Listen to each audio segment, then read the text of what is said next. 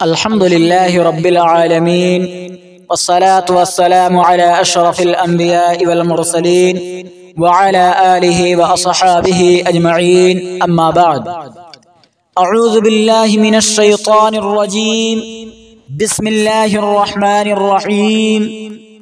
وَإِذْ تَأَذَّنَ رَبُّكُمْ لَئِن شَكَرْتُمْ لَأَزِيدَنَّكُمْ وَلَئِن كَفَرْتُمْ إِنَّ عَذَابِي لَشَدِيدٌ.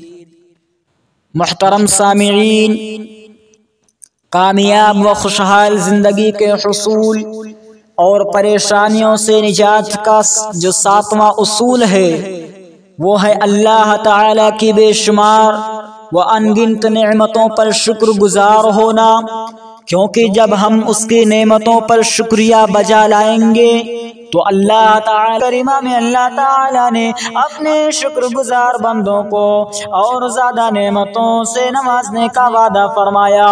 اس سے معلوم ہوا کہ اگر موجودہ نعمتوں پر اللہ تعالی کا عذابکم ان شکرتم آمنتم وَكَانَ اللَّهُ شَاكِرًا عَلِيمًا، اگر تم لوگ اللہ تعالیٰ کا شکر ادا کرو اور خلوص نیت سے ایمان لے آؤ تو اللہ تعالیٰ کو کیا پڑی ہے کہ وہ تمہیں عذاب دے۔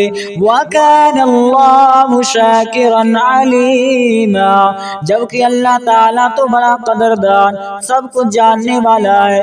اس آیت سے معلوم ہوا کہ بندہ اگر سچا مومن اور اللہ تعالیٰ کا شکر گزار ہو تو اللہ تعالیٰ خواہ سے آزمائش میں مبتلا نہیں کرتا، بلکہ تو وہ قدردان ہے۔ محترم ناظرین، یاد رہے شکر دل اور زبان سے ادا کرنے کے ساتھ ساتھ عملی طور پر بھی بجا لانا ضروری ہے، اور سچا شاکر وہ ہوتا ہے جس پر اللہ تعالی احسانات کرتا ہے تو وہ اس کی اور زیادہ اطاعت و فرما برداری کرتا ہے، اور وہ جتنا اسے اپنے فضل سے نوازتا ہے اتنا ہی اس کے جذبات محبت و اطاعت اور جوش میں آتے ہیں، اور وہ ہر طرح سے ان کے شکر کا اظہار کرنے لگتا ہے۔ جیسا کہ رسول اللہ صلی اللہ علیہ وسلم رات کو اتنا لمبا قیام کرتے کہ آپ کے پاؤں پر ورم آ جاتا، اور جب حضرت عائشہ رضی اللہ تعالی عنہا نے پوچھا کہ اللہ کے رسول، آپ کی تو اللہ تعالی نے اگلی پچھلی خطائیں معاف فرما دی ہیں، پھر آپ اتنی مشقت کیوں اٹھاتے ہیں؟ تو آپ صلی اللہ علیہ وسلم نے فرمایا، افلا احب ان اکون عبدا شکورا، کہ کیا میں یہ پسند نہیں کرتا کہ اللہ تعالی کا شکر گزار بندہ بنوں۔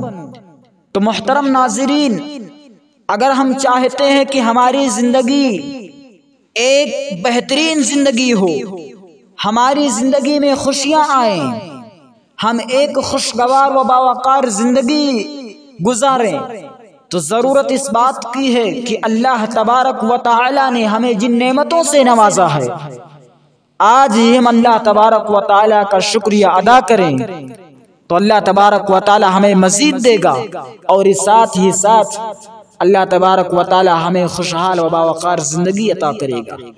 اب اخیر میں اللہ تبارک و تعالی سے دعا ہے، بار الہ ہمیں اور ہمارے سارے مسلمان بھائیوں کو ایک خوشحال و باوقار زندگی نصیب عطا کرے، آمین۔ محترم ناظرین، اگر ہماری ویڈیو اچھی لگے تو ہمارے چینل کو ضرور سبسکرائب کیجیے گا۔